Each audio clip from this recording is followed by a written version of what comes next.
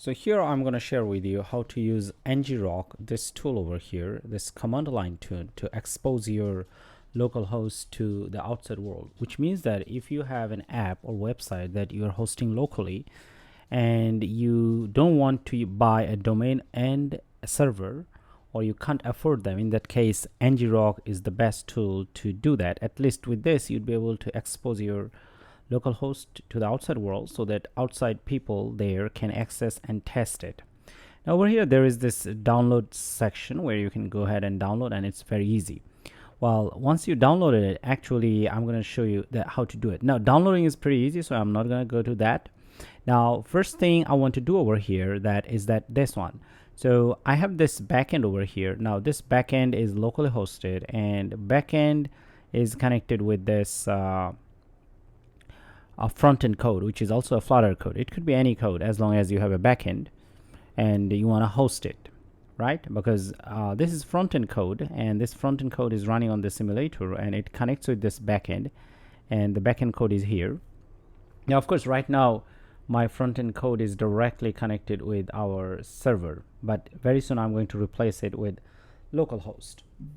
But in general, what we do for localhost, we do like this, right? So we're gonna do HTTP, and then over here we do 127.01.01, and then in general you might have a port number and you need to mention that. That's the way to go. Now we'll see how to use this localhost address and map it to a domain, but that domain is still locally hosted, but at the same time we'd be accessing it from the outside world. So the first thing we need to do over here, first we need to run our server.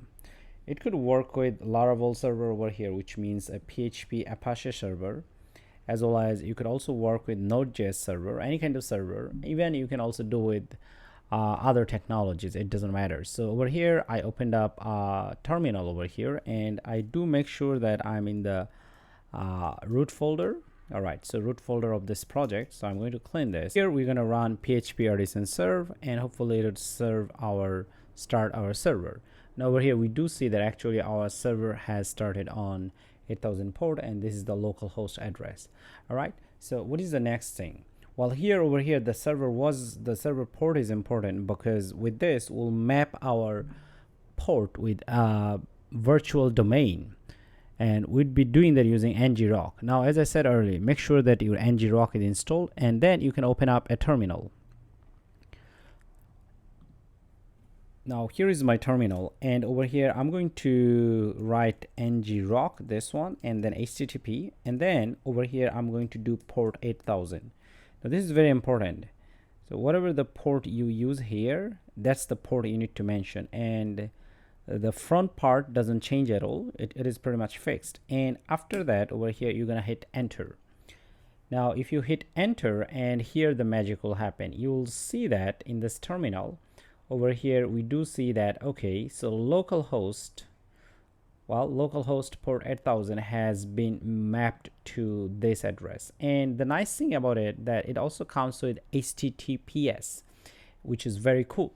So this is more like a domain. All right, so this is the domain that if you give it to someone, as long as your terminal is alive over here, people would be able to access your app or your web application or your server from the outside world. So in this case it means that you are really not actually using any domain, so this becomes your domain. Now we're gonna take this one and access it in our browser. Let's go ahead and do that. So here we are, and most probably you need to authorize it. So here you say visit site. All right, so this is my site actually, and I will say allow. All right, no problem. Now you might not have this one because my site actually receives notification. That's why it says notification. Now this is the web end. Now how about the app end? Now we're gonna come over here and exactly gonna do the same thing. So whatever the address was there, I copied that, and I'm gonna put it here. Let's go ahead and put it here and restart your app like I did over here. Like as you can see, it's being restarted, and we shouldn't have any error. Make sure that you have it correctly, and at the same time in the back end, instead of this you can also use this one, and they will work the same actually. At the same time, as you are changing the server URL, make sure that you run PHP artisan optimize and then PHP artisan serve. That's very important. One of the things is that it's still here 8,000 and it doesn't matter. Now we'll see the app itself, so I'm gonna save English. All right, now over here I would be able to work and log in with this. Now this app, if you can make an APK of Android version, it would be visible from the outside world. This address over here, you can visit it from anywhere in the world. You give it to anyone, they'd be able to access this website as long as this terminal is alive. And every time you're doing the request, actually over here it's also printing. Like for example, if we come over here and here we do see the address section. All right, so over here you see that our API is being called, so the routes are also available over here and while using this app. All right, now because I'm already in my local host, so I would be able to do anything I like. And over here I would be also able to search location. Here I could say Bangladesh, Solhat, this one.